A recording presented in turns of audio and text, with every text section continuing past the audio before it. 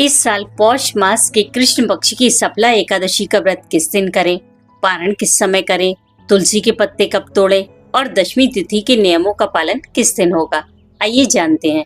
इस बार एकादशी तिथि 14 दिसंबर दिन रविवार को रात 8:19 से शुरू हो रही है और इसका समापन होगा 15 दिसंबर दिन सोमवार रात 10:49 पर।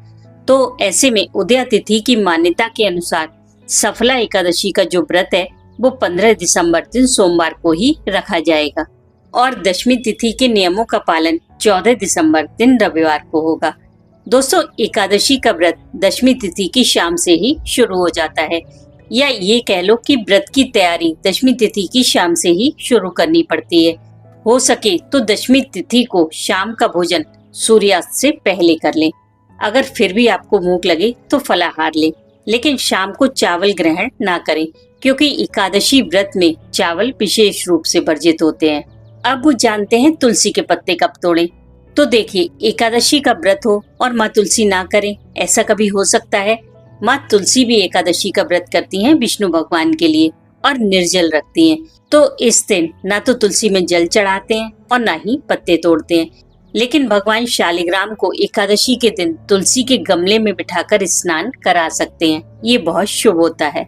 वैसे तो तुलसी के पत्ते एक दिन पहले ही तोड़ कर रख लें, लेकिन कभी कभी भूल चूक हो जाती है, हम भूल जाते हैं, तो भगवान विष्णु को चढ़ाने के लिए एकादशी के दिन भी तुलसी का पत्ता तोड़ सकते हैं।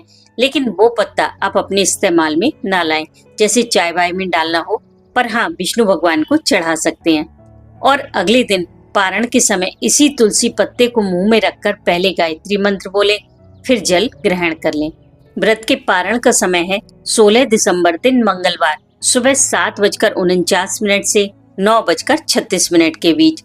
इसी समय में आप अपने व्रत का पारण अवश्य कर लें, लेकिन पारण से पहले कुछ दान अपनी क्षमता के अनुसार अवश्य निकालें और बाद में उसे किसी जरूरतमंद को दें।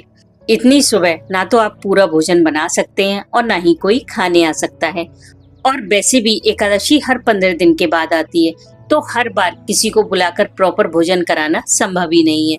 तो आप सूखा राशन निकाल सकते हैं, फल या मेवा दान कर सकते हैं। अगर किसी को जरूरत है तो पढ़ाई से रिलेटेड भी कोई भी वस्तु दान कर सकते हैं।